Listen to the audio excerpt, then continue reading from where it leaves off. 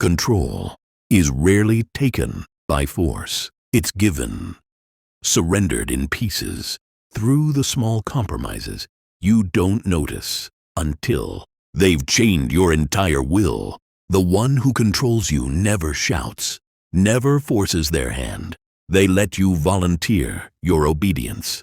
You think you're acting freely, but every choice has been shaped, narrowed, and guided by their unseen hand. Machiavelli understood that to break free from control, you cannot appeal to fairness or justice. These are illusions, created by those in power to keep you docile. You must dismantle their leverage, strip away the illusions they've built around you, and reframe the battlefield where they hold the advantage. This is not about confidence or speaking up.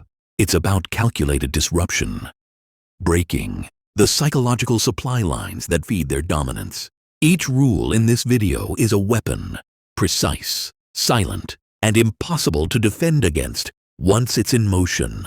Today, you will learn how to destroy someone's control over you without a single confrontation and without them realizing you're dismantling their power until it's already gone.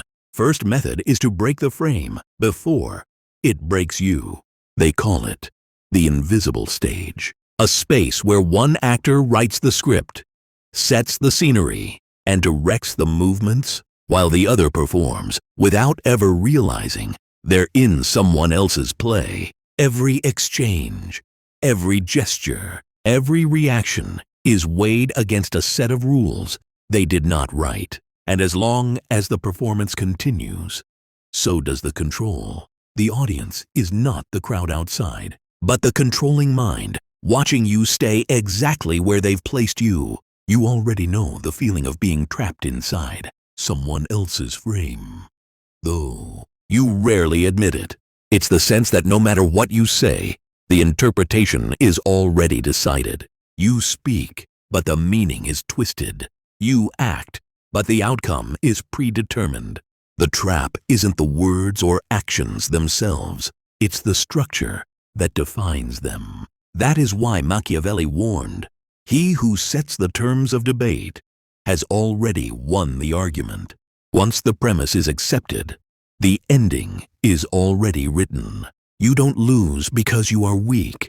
You lose because the game was built to make you lose. The danger is not in their control. It's in your cooperation with it. You mistake engagement for resistance. You think that by arguing within their definitions, you are fighting back, but you are only strengthening the walls. When a manipulative manager insists that team loyalty means agreeing with them, every protest you make still accepts the hidden rule. They decide what loyalty means. In a relationship, when one person defines respect as silence in the face of their decisions, any attempt to explain yourself still affirms their right to define the word. Their control survives because you keep breathing life into it. To destroy their control, you must first refuse their definitions, not openly, but structurally. You do not knock on the prison door. You start walking in another direction until the walls disappear. You stop answering the exact question they ask. You inject irrelevance into what they believe is urgent. You treat their final word as just another comment in a sea of noise. This is not defiance. It is quiet dismantling. They expect battle inside the frame, not its sudden collapse from the outside. They will sense it before they name it. At first, they may mistake it for distraction. Then it becomes irritation. They push harder, repeating the same premises, trying to drag you back inside the box. But each time, you sidestep, not with anger, but with detachment. You speak on your terms, in your order, in your time. You deny them the satisfaction of fighting the war they've prepared for. And as the minutes pass, the tempo shifts from theirs to yours. Once the frame is broken, their certainty falters. They may try to rebuild it, reassert rules, force definitions, demand acknowledgement, but it no longer matters. You have learned the shape of the trap, and you have stepped beyond it.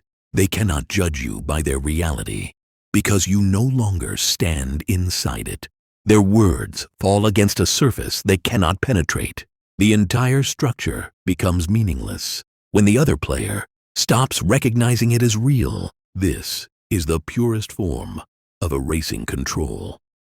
Not with confrontation, not with rebellion, but with quiet irrelevance. And the truth is as sharp as it is final. Power does not collapse when you challenge it head-on. It collapses when you stop playing the game it built for you. Second way is to starve the control supply lines. There is no control without a constant flow of resources. Influence survives only when it is nourished with information, access, and predictable reactions. Remove the supply, and the entire structure weakens. The one in control may appear powerful, but in truth, their strength is nothing more than your energy, redirected against you. You feed them more than you realize. Every explanation you give, every emotional reaction you display, every predictable pattern you repeat is a form of currency. They watch the way you speak, the timing of your responses, the micro-expressions that betray your mood. They log it, store it, and use it to guide their next move. You imagine they act at random. They don't. They act with precision because you've given them the map. And as Machiavelli observed, the wise ruler keeps his enemy dependent. For dependency is the chain that binds without force. Your cooperation has been their weapon from the start. Starving the supply begins with restraint, not the loud, dramatic silence of someone trying to prove a point, but the slow, calculated tapering of access. You don't slam the door. You quietly close it, 1 inch at a time. You start by holding back the smallest details. A passing thought, a harmless opinion. Each withheld element chips away at their ability to anticipate you. They will notice the difference, but they will not yet understand the strategy. And that is exactly where the advantage begins. The more unpredictable you become, the harder they must work to maintain their control. You don't explain the reasons behind your decisions. You don't justify your actions when questioned. You answer directly when it serves you, vaguely when it doesn't. They will try to pull you back into the old rhythm, asking, probing, baiting you into giving more. But you will respond with precision, never letting them know whether the information they've extracted is complete, partial, or a distraction. In this way, you corrupt their intelligence without them realizing it. Over time, their influence begins to decay. They become hesitant. They miscalculate. They make demands based on outdated assumptions, and those demands fall flat because you've shifted beyond them. The siege works because it is invisible. There is no open rebellion to resist, only a gradual erosion of the ground they stand on. Like a fortress cut off from food and water, they will either weaken in silence or lash out in desperation. Both outcomes favor you. Their desperation is your turning point. They will grow careless, probing too far, revealing their own dependency in the process. You will see it in the way they overreact to small denials, in the urgency behind their questions, in the way they start offering more of themselves to get more from you. The balance has shifted. Now they are the one supplying you. That is when you decide whether to rebuild the dynamic on your terms or to destroy it entirely. The danger for them is that starvation creates clarity. Once you see how quickly their control withers without constant nourishment, you understand it was never real power, only borrowed power, sustained by your compliance. And in that realization, lies the final truth. A manipulator without access is nothing but an observer, locked outside the walls they once ruled from.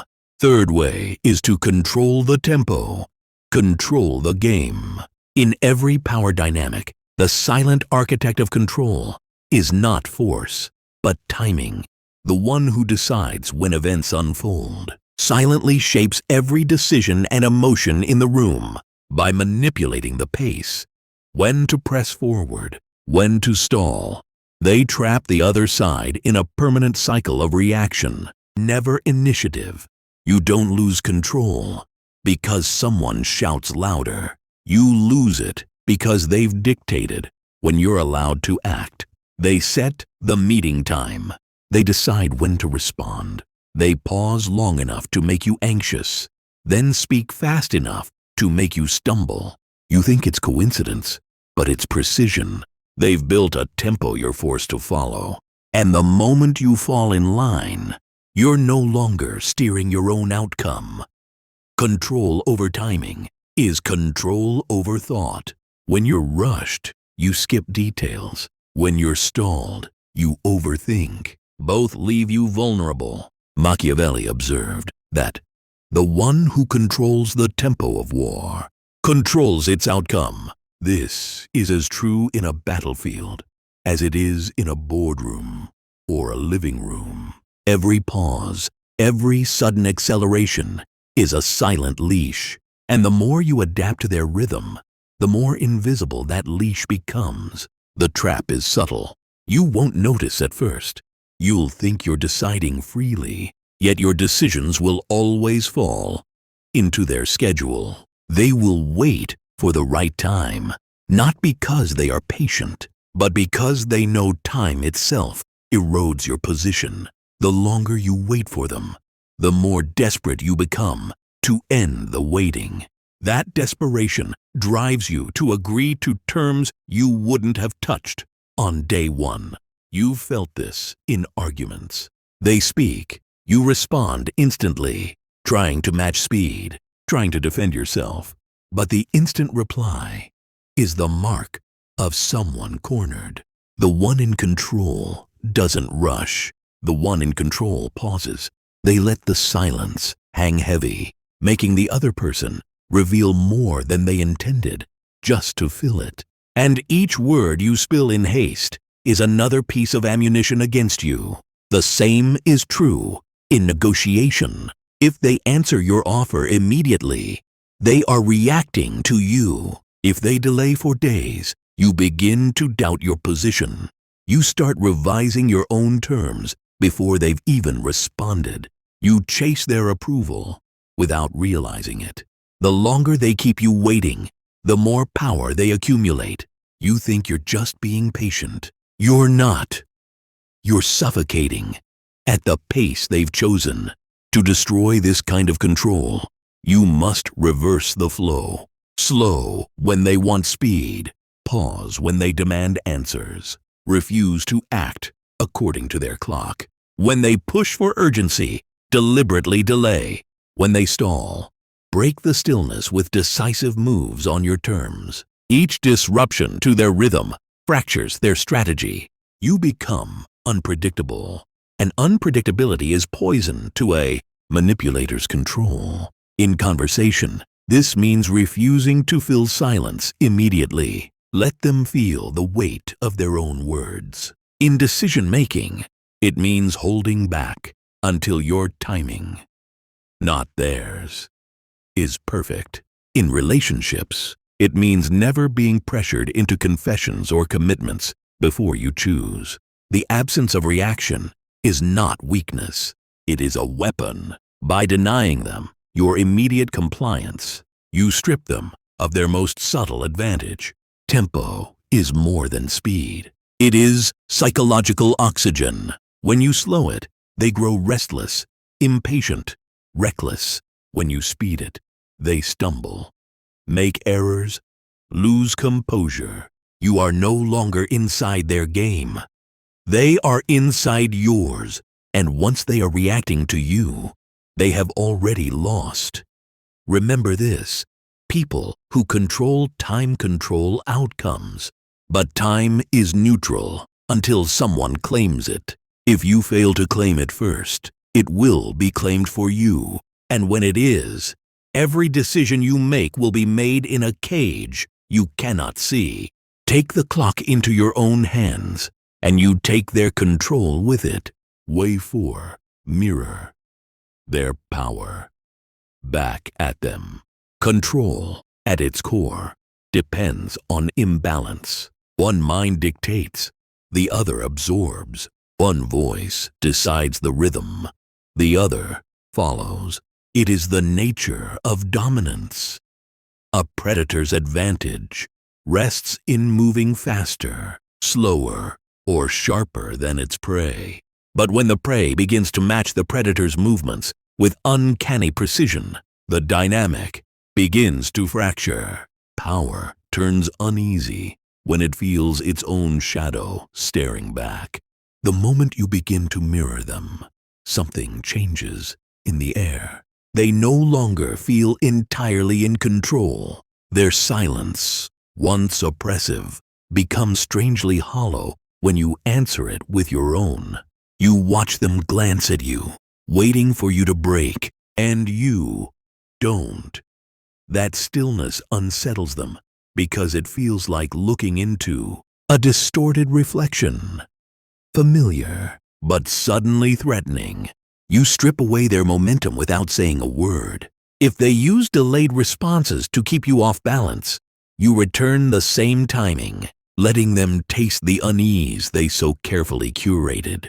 For you, this is not childish mimicry. It is a precise act of psychological warfare. As Machiavelli wrote, "He who imitates the enemy only when it serves his advantage will always remain in control of the field." When you wield their own tactics against them, they are forced to confront a truth they have avoided. Control feels fragile when the other side refuses to be moved. You begin to notice the flicker of irritation in their eyes. They may not lash out immediately, but you can feel the weight of their restraint. They want to call you out, to reassert their dominance. But to do so would mean exposing their own methods, and so they hesitate. That hesitation is your opening. Proof that they are no longer operating from absolute authority. You have shifted the game without changing a single rule. The beauty of mirroring is in its subtlety. It is not rebellion. It is reflection. You are not breaking their patterns. You are holding them up like a mirror until they see themselves from a vantage point they never intended. And most people cannot stomach the taste of their own manipulation. The same delayed answers that made them feel powerful now leave them restless. The same indirect hints they once used to maneuver, you now feel like chains tightening around their own wrists. Their frustration grows in silence because they cannot accuse you without revealing their own hand. This is the trap you have built, one where their every attempt to reclaim control exposes their reliance on the very tactics you now control. They begin to rethink their words, their pauses, their entire approach, because every move risks coming back to them with equal force. And when a manipulator starts second-guessing themselves, their influence begins to dissolve. You do not need to mirror forever. A few well-placed reflections are enough to dismantle the illusion that they alone dictate the terms. Once they feel that edge of uncertainty, once they taste their own tactics turned against them, the imbalance is gone. In that fragile moment, their power no longer feels inevitable. It feels negotiable. And negotiation is where you stop being the subject and start becoming the equal. In the end, the goal is not to replace their control with yours. It is to strip away the mystique that made it possible in the first place. Mirroring forces them to feel the weight of their own manipulation, and most will falter under it because the truth is simple.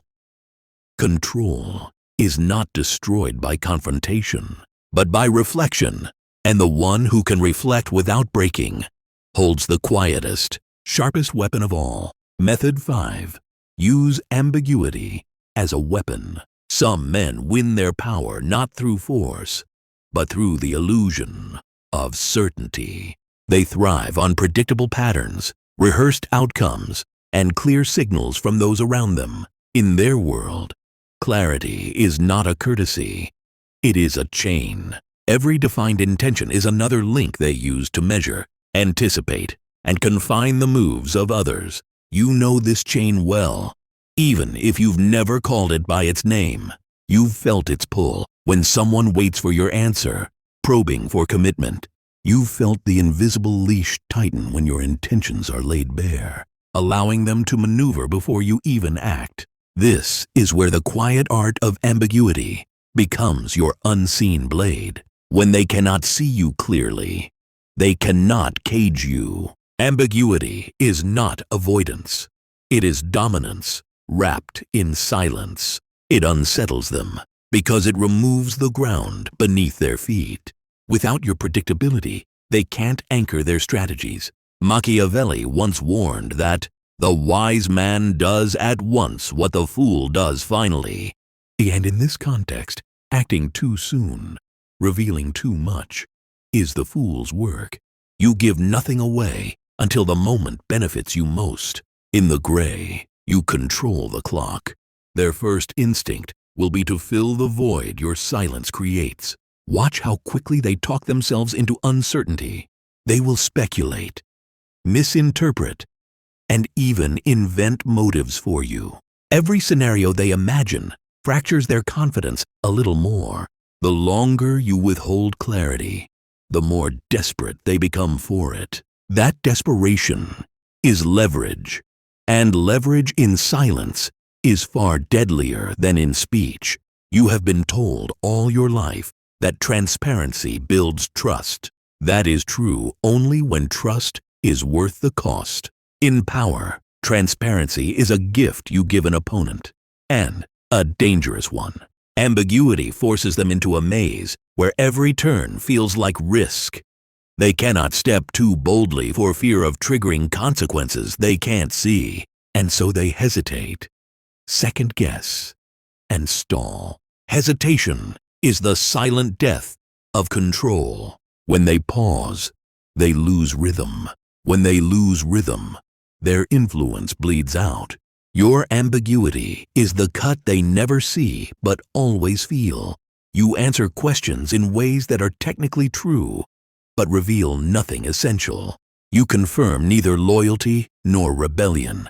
Every statement you make is a window that looks solid, but opens onto a wall. There will be times when they press harder, when their control feels threatened enough to force confrontation. Here is where most falter, rushing to defend, to clarify, to prove. Resist that instinct. The more pressure they apply, the more you let the fog thicken. Instead of rebuttal, give them reflection, questions that redirect, comments that shift focus, pauses that stretch until they feel the weight of them. The goal is not to win the argument. It is to make them uncertain there even is one. Understand that ambiguity is not chaos. Chaos is wild and uncontrolled. Ambiguity is precision, measured in every pause and every chosen word. You are not hiding from their control. You are dismantling it, piece by piece, until they can no longer find the structure they built around you. Even their victories will feel unstable, tainted by the suspicion that they have misread you. And once they doubt their own readings, their grip fails completely. People cling to control because they believe they understand what they are controlling. Strip them of that belief, and you strip them of their power. The game becomes yours because you decide what they see, when they see it, and whether it is even real. In this space, you are untouchable. because they cannot fight what they cannot define. That is the quiet brutality of ambiguity. It does not roar. It does not strike. It waits, and in the waiting, it starves their certainty until the only thing they control is their own confusion. By then, the battle has already been decided, and it was never theirs to win. Sixth way is to exploit the cracks in their authority. No rule of control is absolute. Power is never flawless, never without fracture. Behind every composed facade lies a seam, a small, almost imperceptible weakness. These fractures rarely reveal themselves in moments of strength. They surface in subtle inconsistencies, in the quiet tension between a person's declared principles and their concealed realities. Most overlook them. The perceptive watch for them. You sense it the moment their confidence flickers, the moment their voice dips a fraction lower, when a certain subject arises. These are not random quirks. They are the first traces of decay in the image they have built. You begin to listen differently, not for what they say, but for the patterns that surround what they avoid. And when those patterns repeat, you begin to map the outline of their hidden fear. You don't rush. You let it form slowly, because in patience lies accuracy. Control, once cracked, becomes a burden to maintain. This is why you never attack it directly. Direct assaults trigger defense, and defense sharpens resolve. Instead, you let the flaw exist under the weight of its own silence. You remind them, not with confrontation, but with subtle cues. A glance that lingers half a second too long. A remark that appears casual, yet is surgically precise. The wise man does at once what the fool does at last. Machiavelli wrote, and you understand the meaning. Strike before the opportunity passes, but in a way that leaves no visible wound. They will feel it before they understand it. A quiet pressure that follows them into every interaction with you. Their mind begins to overanalyze your words, to question if you have seen something you should not. In that uncertainty, control erodes. They will adjust their behavior, sometimes in small, almost invisible ways, but always in your direction.